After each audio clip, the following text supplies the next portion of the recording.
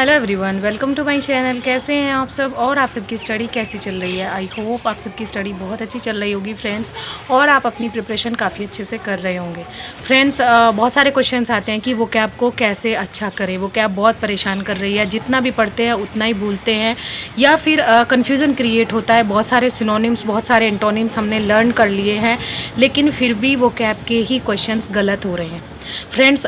वो कैब बहुत ही एक वास्ट टॉपिक है, बहुत ही बड़ा टॉपिक है। ऐसा नहीं है कि 10, 20, 50, 100 या 1000 वो कैब लर्न करने के बाद हम सेटिस्फाई हो जाएं कि हाँ इनमें से ही हमें एग्ज़ाम में मिल जाएगा और इन्हें करना ही सफिशिएंट रहेगा। ठीक है, तो वो कैब का टॉपिक इतना बड़ा है कि कितना भी हम कवर कर ले कभी भी कवर नहीं होता।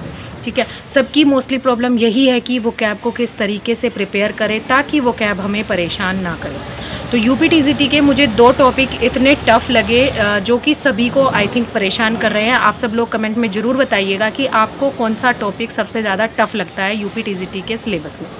ठीक है, वो कैब को छोड़कर, वो कैब से अलग, वो कैब तो है ही खैर। दूसरा टॉपिक जो मुझे सबसे ज़्यादा टफ़ लगता है वो है हिस्ट्री ऑफ इंग्लिश लिटरेचर। ठीक है, थोड़ा सा कंफ्यूजिंग लगता है, टफ़ लगता है, लेकिन अगर मेहनत थोड़ी सी ज़्यादा की जाए तो वो भी कवर हो सकता है, इतनी बड़ी बात नहीं है। ठीक है ना फ्रेंड्स। तो अब ये क्वेश्चन आता है कि इन दोनों टॉपिक्स को किस तरीके से प्रिपेयर किया जाए। जैसे कि अब एग्ज़ाम में 1 महीना बचा हुआ है और जिन्होंने वो कैब बिल्कुल भी नहीं पढ़ा है वो अब सोच रहे हैं कि कोई वो कैब की बुक स्टार्ट की जाए या फिर वो कैब स्टार्टिंग से कैसे करें ताकि वो कैब अच्छे से प्रिपेयर हो जाए। तो फ्रेंड्स, आप लोगों को एक बात बताना चाहूँगी, वो कैब अब से प्रिपेयर करके आप कंप्लीट नहीं कर सकते। इससे अच्छा है कि आप वो कैब को पढ़ने का जो आइडिया है वो छोड़ दीजिए और जो टाइम आप वो कैब को देना चाहते हैं वो उन टॉपिक्स को दीजिए जिनको आप कवर कर सकते हैं उस टाइम के अंदर। ठीक है, दूसरी चीज़ है history of English literature.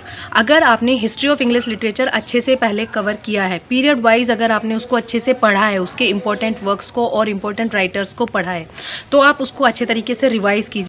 Otherwise अगर नए सिरे से पढ़ना चाहते हैं, अब सोच रहे हैं कि हिस्ट्री ऑफ इंग्लिश लिटरेचर कैसे कवर होगा, तो ये भी आप आइडिया जो है छोड़ दीजिए। ये 2 टॉपिक ऐसे हैं, इनको अब शुरू करके कंप्लीट नहीं किया जा सकता।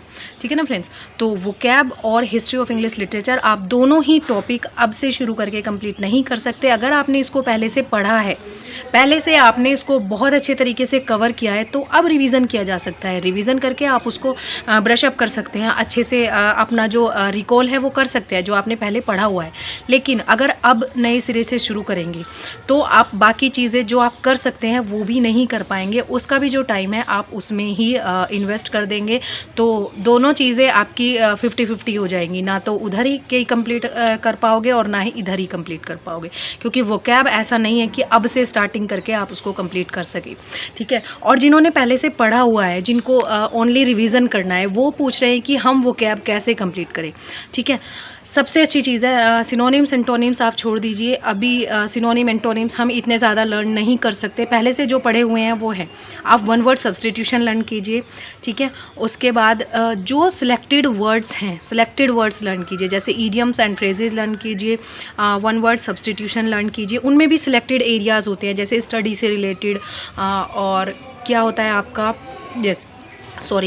जैसे किलिंग से रिलेटेड वर्ड्स हो गए, मैट्रिसाइड, फैट्रिसाइड, इन्फेंटिसाइड, इस टाइप के जो पार्टीशन करके आप उनको लर्न कर सकते हैं। ठीक है, कुछ चीज़ों के जो पार्टीशन बना देते हैं उनको उस तरीके से लर्न कीजिए, उनको पार्ट्स में डिवाइड कर दीजिए, सेक्शंस बना लीजिए कि आज मुझे इस तरीके के सभी वर्ड्स लर्न करने हैं। या फिर आप रूट वर्ड से ले सकते हैं। रूट वर्ड से लर्न करने का जो वे है वो इतना अच्छा है वो कैब का, आप वो कैब कभी भी नहीं भूलोगे। ठीक है, लेकिन अब से स्टार्ट नहीं कर सकते। ये चीज़ है कि आप अब से स्टार्ट नहीं कर सकते। अब अगर उसमें आप टाइम इन्वेस्ट करोगे तो आप बाकी चीज़ों का टाइम उसी को दे दोगे। इसीलिए आपको यही राय है कि अगर आप अब से स्टार्ट करेंगे तो नहीं कर पाएंगे, लेकिन अगर आपने पहले से पढ़ा है तो आप उसको अच्छे तरीके से रिवाइज़ कीजिए तो कर पाएंगे। चीज़ें कम करके कीजिए, उसको ज़्यादा बड़ा लेकर मत चलिए कि सारा कुछ कर लोगे। ठीक है, कुछ इंपॉर्टेंट चीज़ें निकालिए जो मोस्टली एग्जाम्स में पूछे जाते हैं, पूछे गए वो कैब्स हैं, उनको लर्न कीजिए। कीजिए सबसे ज़्यादा। इसी तरीके से स्पेलिंग्स, जो स्पेलिंग्स सबसे ज़्यादा पूछी जाती हैं उनको लर्न कीजिए।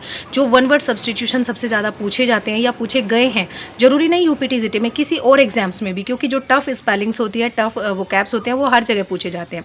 मोस्टली एसएससी की जो ब्लैक बुक है, ब्लैक बुक में जो क्वेश्चंस दिए गए हैं, जो रिपीटेड क्वेश्चंस हैं, ओनली अगर उनको लर्न किया जाए तो बेस्ट रहेगा। उसमें टाइम भी कम लगेगा और वो रिपीटेड हैं, इसीलिए उन पर थोड़ा सा ट्रस्ट कर सकते हैं कि उन्हीं में से क्वेश्चंस जो हैं मिल जाते हैं। ठीक है, मोस्टली क्वेश्चंस मिल जाते हैं। दूसरी चीज़ है हिस्ट्री ऑफ इंग्लिश लिटरेचर। अगर आपने पढ़ा है तो आप उसका रिवीजन कर सकते हैं, अगर नहीं पढ़ा है अब स्टार्ट मत कीजिएगा। ठीक है, सॉरी बाहर से थोड़ा सा डिस्टर्बेंस आ रहा है, साउंड आ रहा है बाहर से। एक और आइडिया है आपको history of English literature learn करने के लिए, एक वीडियो है मिलियन माइंड्स इंग्लिश सर की, उन्होंने एक कंप्लीट वीडियो बनाई हुई है, कंबाइंड वीडियो बनाई है पूरे हिस्ट्री ऑफ इंग्लिश लिटरेचर की। अगर आप रिवीजन करना चाहते हैं तो उसको आप देख सकते हैं, उससे वहाँ से रिवीजन कर सकते हैं। और लिटरेचर लवर्स ने भी चैनल ने भी एक वीडियो बनाई हुई है हिस्ट्री ऑफ इंग्लिश लिटरेचर को लेकर, कंप्लीट वीडियो। तो ये तो नहीं पता कि उसका टाइम कितना है, टाइम मैंने अभी नहीं देखा है, क्योंकि मैंने भी वो वीडियो बहुत पहले देखी थी, 2021 के लिए मैंने वो वीडियो देखी थी। ठीक है, मैं भी उसी से रिवाइज़ करूँगी, तो आप वहाँ से उसका रिवीजन कर सकते हैं। रिवीजन के लिए बेस्ट है, अगर आपने किसी भी बुक से पहले पढ़ा हुआ है तो आप रिवीजन वहाँ से कर सकते हैं। वीडियो को आप थोड़ा सा स्पीड में बढ़ाकर देख सकते हैं, जिससे कि टाइम आपको कम लगे और आपका रिवीजन जल्दी से जल्दी हो जाए। तो फ्रेंड्स, आई होप ये दोनों क्वेश्चन मैं आप लोगों के कवर कर पाई होंगी। ये मेरा भी क्वेश्चन था कि ये टफ़ है, और जिस तरीके से मैं सोच रही हूँ कि किस तरीके से मैं इसको सॉल्व करूँ, किस तरीके से इस चीज़ को मैं कवर अप करूँ, तो वही आप लोगों को एडवाइस दे रही हूँ कि वोकैब अगर स्टार्टिंग से करना चाहते हैं तो मत करिएगा, छोड़ दीजिए।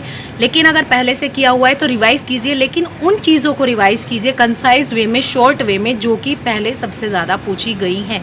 ठीक है, पूछी गई वोकैब्स को पहले लर्न कर लीजिए। अगर आपके पास टाइम बचता है तो आप एक्स्ट्रा वोकैब्स लर्न कर सकते हैं। इसी तरीके से हिस्ट्री ऑफ इंग्लिश लिटरेचर के क्वेश्चंस आप पूछे गए क्वेश्चंस को पहले कर सकते हैं, और बाकी जो वीडियो मैंने आप लोगों को बताई है उस वीडियो से आप पूरी वीडियो से आप अपना जो रिवीजन है वो अच्छे तरीके से कर सकते हैं। उसमें आपको टाइम भी कम लगेगा और आप जल्दी से अपना जो रिवीजन है अच्छे तरीके से कर पाएंगे। ठीक है ना फ्रेंड्स, आई होप आप लोगों के दोनों क्वेश्चन कवर कर पाई होंगी। इसमें और भी अगर आपको कोई डाउट होगा या कोई और क्वेश्चन आपका होगा तो प्लीज़ कमेंट सेक्शन में ज़रूर बताइएगा। कोशिश करूँगी कि अपने एक्सपीरियंस के अकॉर्डिंग आप लोगों की हेल्प कर सकूँ। मुझे अच्छा लगता है अगर मेरे आइडिया से किसी को एक को भी हेल्प मिलती है तो। ठीक है ना फ्रेंड्स, तो चलिए मिलते हैं नेक्स्ट वीडियो में नेक्स्ट टॉपिक के साथ। तब तक के लिए thank you so much and best of luck for your study friends.